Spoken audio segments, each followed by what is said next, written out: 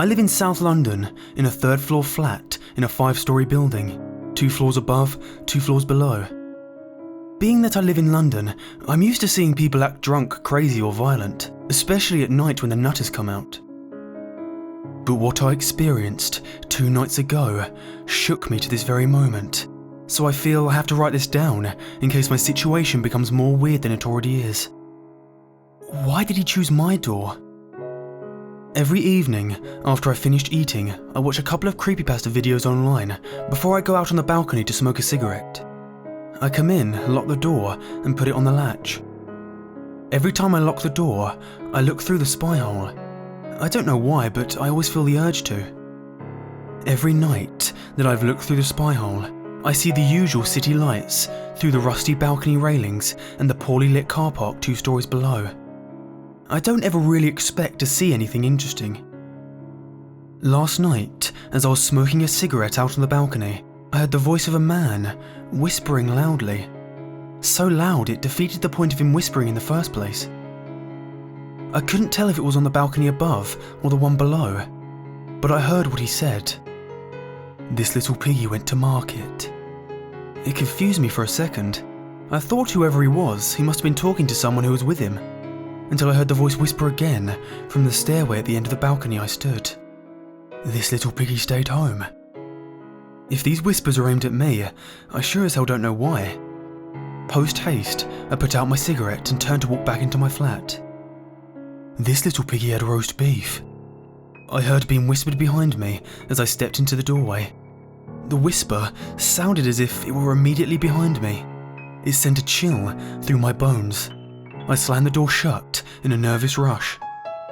I knew I shouldn't have looked through the spy hole. I knew looking would be a bad idea.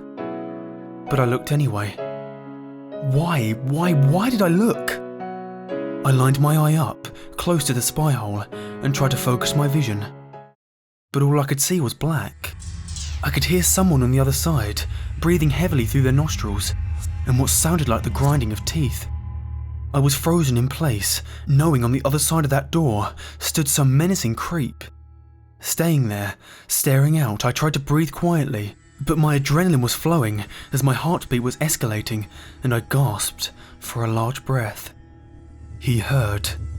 The darkness that covered the spy hole receded, and formed a pair of lips that were bloody and torn, and a mouthful of blood-stained teeth that looked like they were chewing on gum. They were not chewing gum. The man had bitten off his own lips and was chewing on them while looking back through the spy hole with an absent-minded glare that only a maniac could give. He knew I was there, on the other side of the door. With his disgusting and mangled mouth, in a calm, almost happy voice, he mouthed. This little Ricky had none. Then gave a bloody lipless grin. That was enough for me. I stepped back slowly. I thought about going into the kitchen to phone for the police, but I became so paranoid, I didn't want the risk of him looking at me through my kitchen window with those deranged eyes.